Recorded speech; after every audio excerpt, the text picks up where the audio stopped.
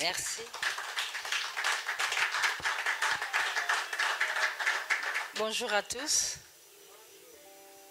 C'est avec beaucoup d'émotion que je me tiens devant vous.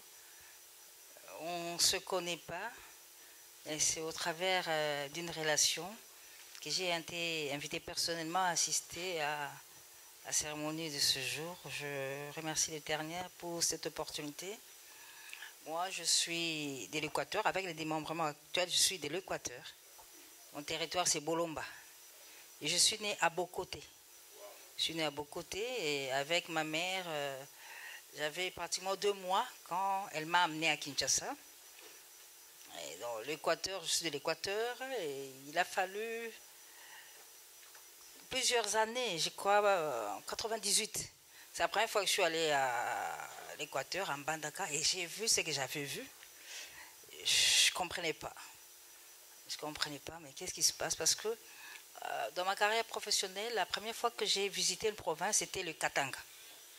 Et la deuxième fois, c'était l'Équateur. C'était vraiment le jour et la nuit. Là, je ne comprenais pas, mais c'est la province du Maréchal ici. Qu'est-ce qui s'est passé?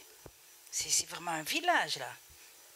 Et puis, je suis encore allée une fois, à l'époque, avec l'ex-première dame, Olive Lembe Kabila, quand elle est allée faire le tour des différentes villes de l'Équateur. Et là encore, c'était toujours le même chaos. Je n'expliquais pas ce qui s'est passé. Mais j'ai loué beaucoup cette initiative, pasteur. C'est une très belle initiative. Que ça continue, que ça soit pérennisé, parce que nous, à Kinshasa, plus principalement, on a l'habitude de voir la naissance des groupes, associations, etc., mais en un clin d'œil, ça disparaît. Peut-être il y avait des enjeux politiques derrière, et quand ils ont reçu leur coup, c'est fini. Mais pour l'Équateur, vraiment, on a un souci. On a beaucoup de frères de cette province qui souhaiteraient vraiment que l'Équateur puisse être cet Équateur-là dont on parle. Hein, coq, la coque, la coque, tout ça. Alors, vraiment, moi, je vous encourage, je suis avec vous, maintenant que vous m'avez choisi dans la communication. Vous pouvez compter absolument, totalement sur moi en ce qui concerne la communication, bien sûr, avec les démembrements actuels de l'Équateur. Il faut associer à cela le politique. Mais il faut seulement éviter une récupération aussi politique, mais quand même il y a des ONG au travers desquelles on peut fonctionner pour le développement de cette province qui a formé beaucoup de personnes. Hein. On se retrouve, moi principalement dans le cadre de mes activités culturelles, musicales, quand il y a un décès d'un artiste de l'Équateur, mais c'est le trop plein, on se retrouve là-bas, mais c'est à l'occasion d'un deuil. Là, on se retrouve là-bas, tout le monde se retrouve, Mbandaka 1, Mbandaka 2, Banaya Boye, tout le monde se retrouve, mais par rapport à un deuil. Alors, si on pouvait capitaliser ce regroupement de tous ces ressortissants de l'Équateur pour le développement de notre province, ce serait formidable. Parce qu'aujourd'hui, maintenant, à Kinshasa, tout chemin mène à Kolwezi.